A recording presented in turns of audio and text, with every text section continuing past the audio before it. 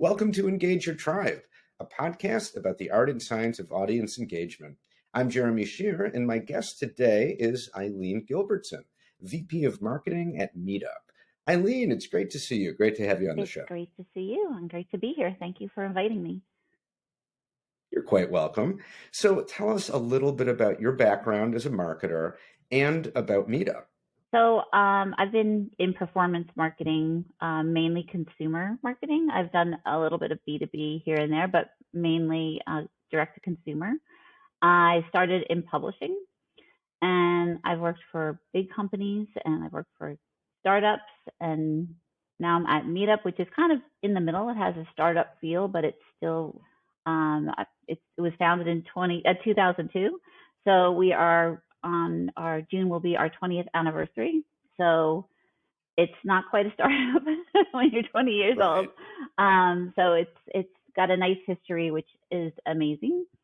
It was actually founded by Scott Heiferman in 2002. And his inspiration was the community after the tragedy of 9/11.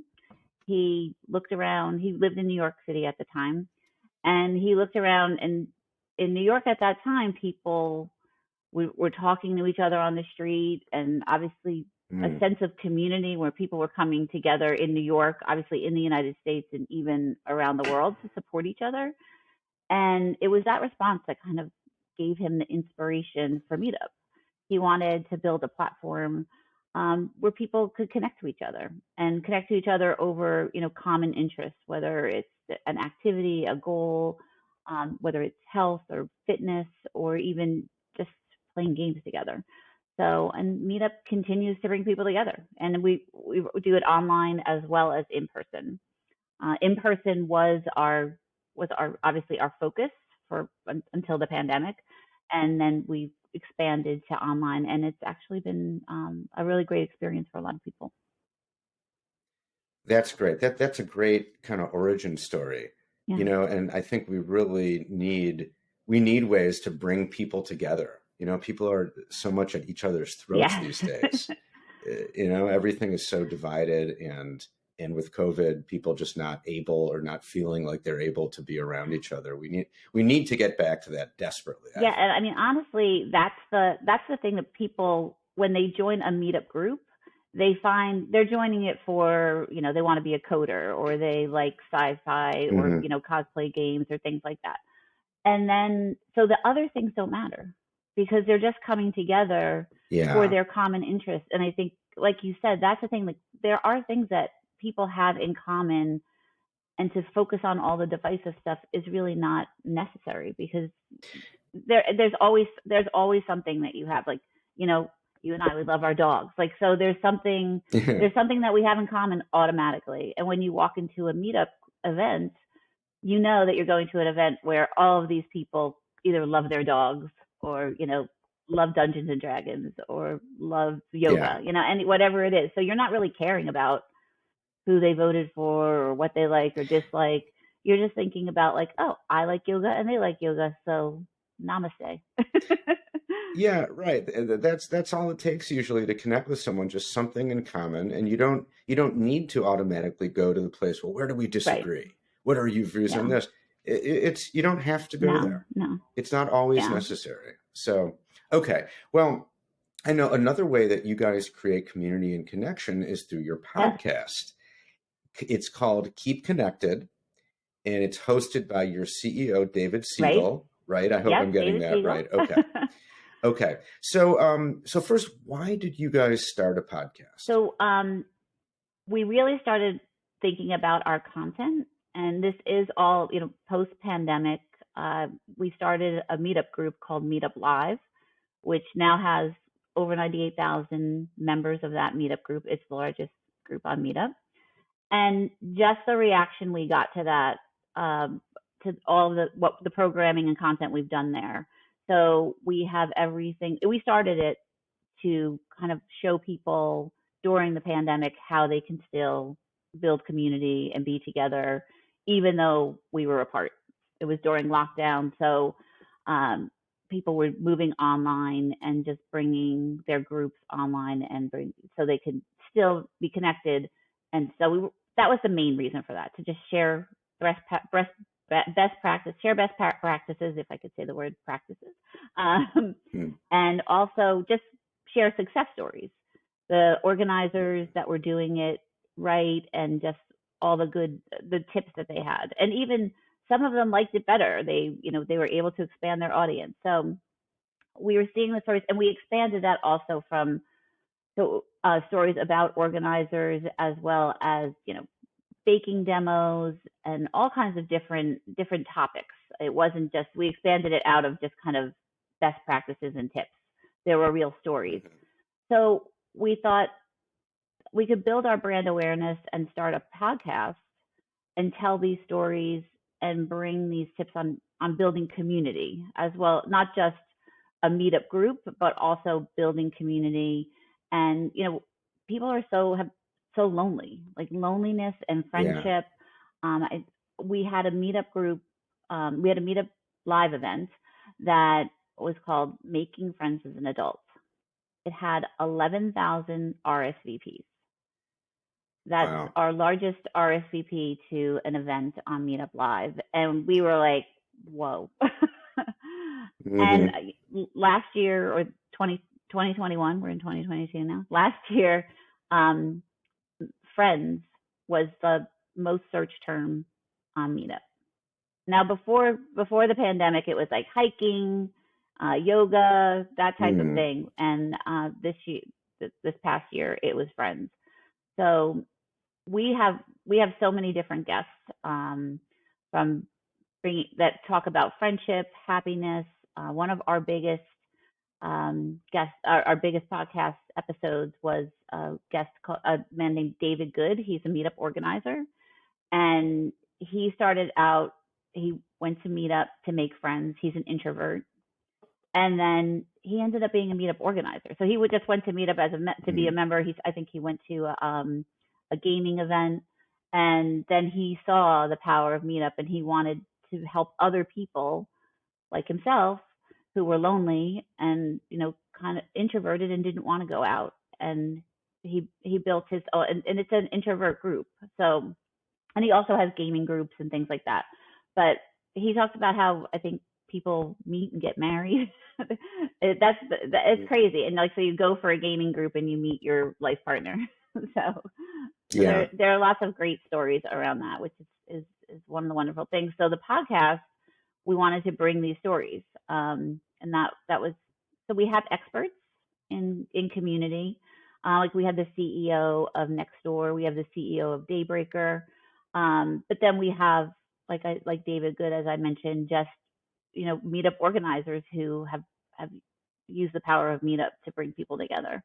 So that sounds fantastic. And that says so much about just our basic human need for connection with other people, doesn't it? It is amazing. I mean, and I think the past 2 years have just amplified that or magnified that, and to say, like, everyone, people just want to be together. And I think that's why people are upset that they can't be. It's like that need to be together, and it's just to think that if you come together, you could, it could potentially be disastrous. So that's, even introverts actually do want to be with other people, maybe other introverts, but so now, the key to success to any podcast, of course, is the planning. So what was your planning process like? How did you come up with the focus for the show, for what to call the show, how often to publish, all that stuff? What was that process like? So this is how it happens at Meetup. We start talking about an idea gets planted, and then it grows, and like, okay, we're going to do it. So we decided in November that we were going to do it, and then we decided that January we should launch it. So not a lot of planning, but we did have the experience of planning Meetup Live, so we did start in advance. So Janine Mayotin is the programming events manager on my team, and she plans all of the Meetup Live. So it was a natural fit for her to just continue that. And as she, when she talks to people, she's always thinking Meetup Live, the podcast. We have a blog, Community Matters. Like, maybe they're great for an interview for a blog. So when we're talking to authors or meetup organizers or members or experts in community. We're thinking, what's the best fit for them? So we had a system in place. So we did kind of start ahead. And then we came up with Keep Connected. We used that as a hashtag when the pandemic started. As we used that on our social media when we did tips about meeting online and just tips on how to stay connected during the pandemic. So Keep Connected was kind of our thing, like, let's keep connected even though we are apart. Because as I mentioned, we were an in-person company. Even our own employees, we use Keep Connected. So we looked at other titles, but that just felt like it was right. So we went up with Keep Connected. And then we knew we wanted obviously a regular cadence.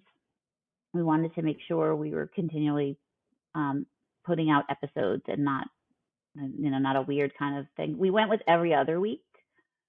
We do have a small team, so while we have systems in place, it would have been too overwhelming at that time to go every week. We talked about every week, and then we just actually celebrated a year of the podcast. So congratulations! Yep. So we just last week published the 27th episode. So awesome! We are excited about that, and so we just stuck with every other week, and it seemed to work.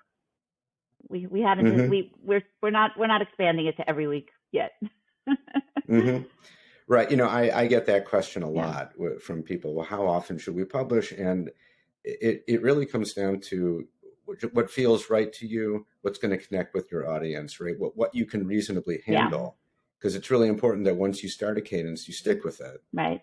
And you can always ramp it up. Maybe at some point you'll do it every week, but you probably don't want to ramp it down. Right. And kind of pull back because that, it's just harder to stay connected to the audience. Yeah, we thought once a month wasn't enough, but we thought every other week was good. So some months there's 2, some months there's 3, depending on how it falls.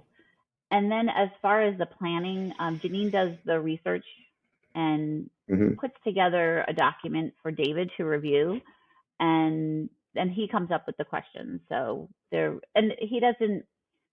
share the questions with the guests, and then it's a conversation. It's not, it's never a scripted thing. It's just so everyone has an idea of like where, what the questions are going to be, just to make it more conversational. It seems to be more appealing to people. Yeah, no, I think that's a smart strategy I think the more you have things kind of set in place before the interview, then the better the interview goes, the more conversational it is, when at least the guest has some idea of what to expect. Right. So they can at least think about it. And then things can kind of just flow naturally once you hit record. Yeah, we do rapid fire questions at the end, which are never rapid fire. We call them the not so rapid fire questions, because David will start talking about the answer. And we're like, you're just supposed to take the answer and go on. He's like, but it's really interesting. So, so how do you find guests for the podcast? So we find them through Meetup, Meetup Live. So either organizers, we're always working with organizers, and we're reaching out for our own marketing. So for testimonials and things like that. And like I said, we have a blog. So we're always looking for good examples of success stories. So sometimes we'll send out an email to organizers, and it'll be a question like, we had my Meetup moment, like what was your moment at Meetup? So they'll send us back notes about, what happened to them on Meetup and how Meetup helped them. And then also we have authors. So we have relationship with publishers now and it started with Meetup Live because we would have authors on, and obviously they're all authors of community and things. We had Stephen Petro, who is from he writes for the Washington Post, but he wrote a book about, I think it's Stupid Things I Won't Do When I Get Old. And it's just about, aging and life and just being happy with yourself. And he does talk about community, because you're like the family you're born with and the family you choose, and just like the people that you meet along the way in life. And also part of his one of the things he talks about in the book is to, as you get old, like don't just have old friends. Like you need to maintain relationships with people of all ages to, kind of keep your mind open and learning new things. So just things like that. And people come to us now because, and Meetup Live is a big draw because of our audience of close to 100,000, because now, especially book publishers, they used to do, before the pandemic, they would do book signings and would go around and have like small events, but they can't have that. So they're happy to come on and share, what their book's about and talk to our audience. So they come on the podcast and on Meetup Live, which is amazing. Great. Okay. So you said you've been doing the podcast for a year now, which is awesome. I always say it's easy to start a podcast. The bar to entry is really low, but it's much harder to keep it going at a high level, right? That's why so many podcasts, you might find they stopped publishing a year ago. They published, 20 episodes and then abandoned them. So congratulations on that.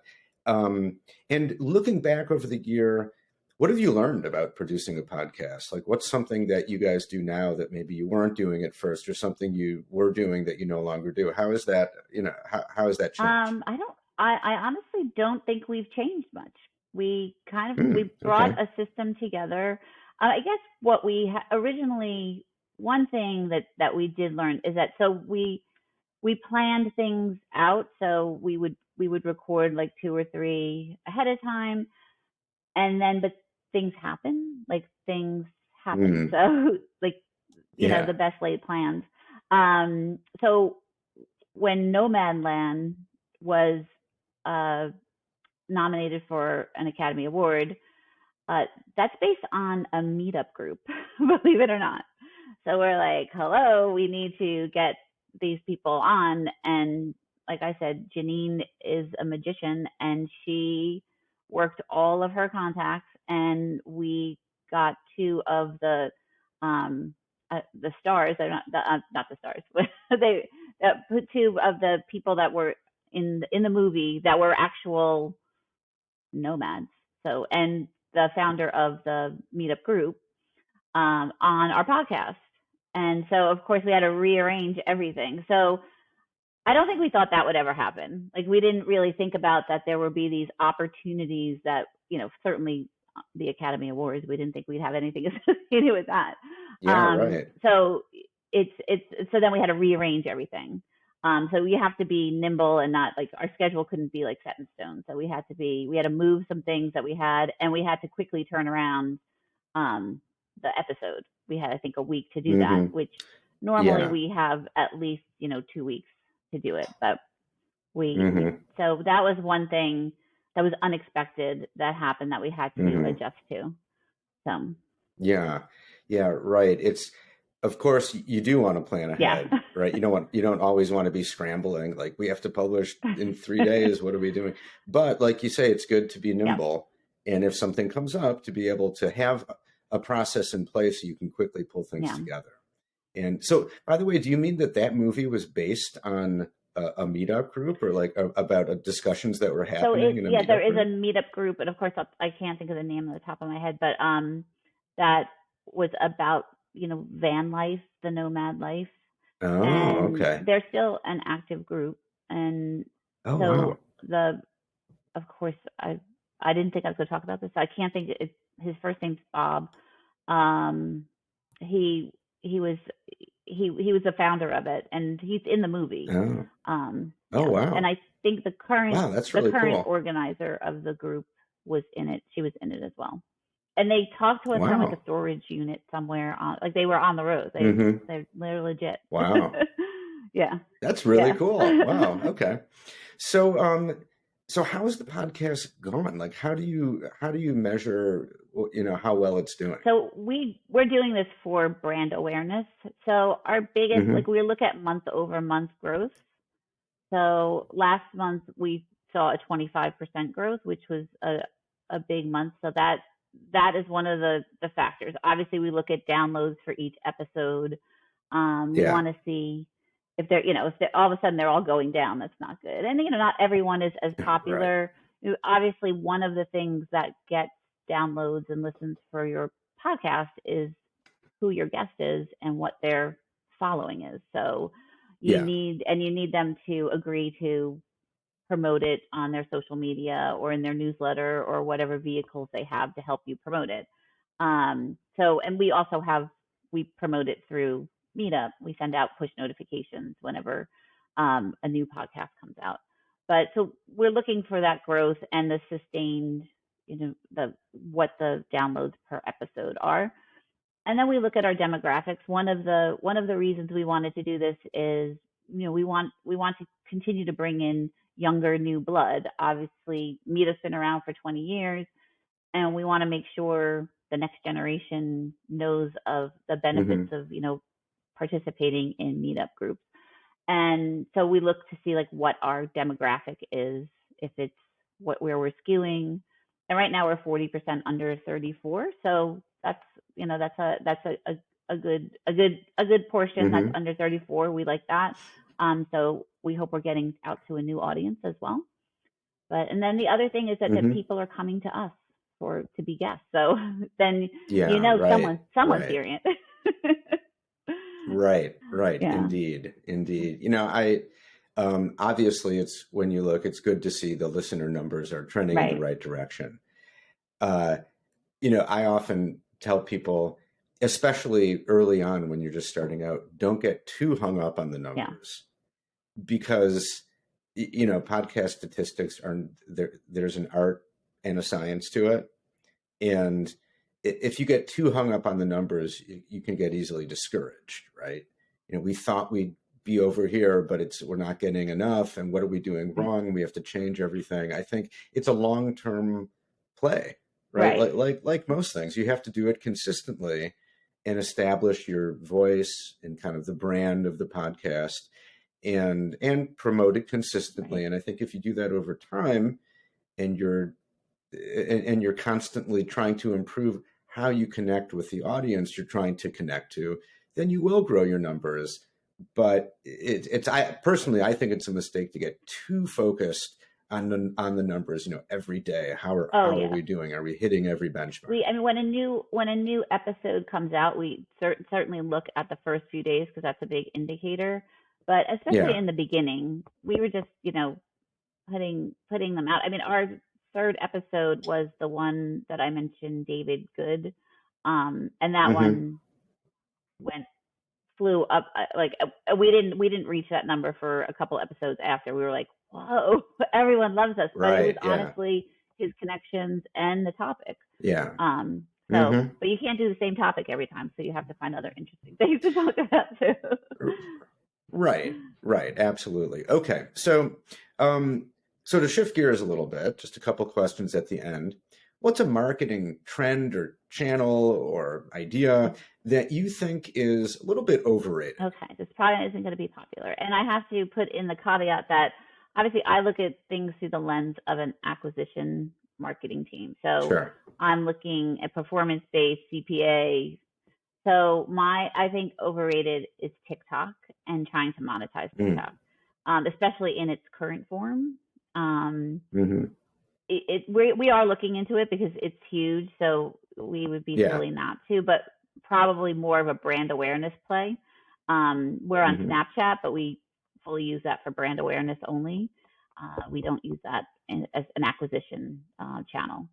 So, but I think people want to use it as, but I don't know anybody that's making it work. And if I'm wrong, and if someone is, please let me know because we would love to follow that lead.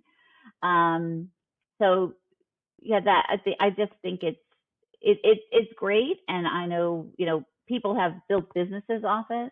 So we had a guest on Meetup that Keep Connected that she made a whole business out of a TikTok incident. So it was good for her. It was impressive. But I don't know that regular businesses are going to be able to drive sales or subscriptions through it. So. Right. Okay. Time will tell, but okay. So, and And related question, what's a marketing trend you think is a little bit underrated? So I think affiliate marketing is underrated. And I think it's because it doesn't have like the cachet. It's not as glamorous as some of the other channels. It's and again, I look from an acquisition lens, so it's tried and true. You can set the CPA. You know what you're going to make on every sale you make through that because you're paying what you say you're going to pay, and you can target specific publishers. You can target content. So if you're doing, you can make sure you're getting out into content, and it doesn't cost you. And the other thing is with affiliate, you get clicks to your site, so you're getting traffic, and you're only paying for it if they actually take the action or make the purchase that you're paying a bounty on. So I feel like, and when I came to Meetup, they did not have affiliate marketing, and I was actually consulting at some place prior to this that didn't have affiliate marketing, and those are happy that it's now there. So Thanks to you. I've never worked on the affiliate channel exclusively, so I don't have any kind of bias towards affiliate. I've never worked with a network, but it's just something that I found it's very reliable. Okay, excellent. Well, Eileen, thanks for that and for all of your great insights. Great discussion. Really enjoyed it. Thanks so much for your time. Thank you. I had a great time.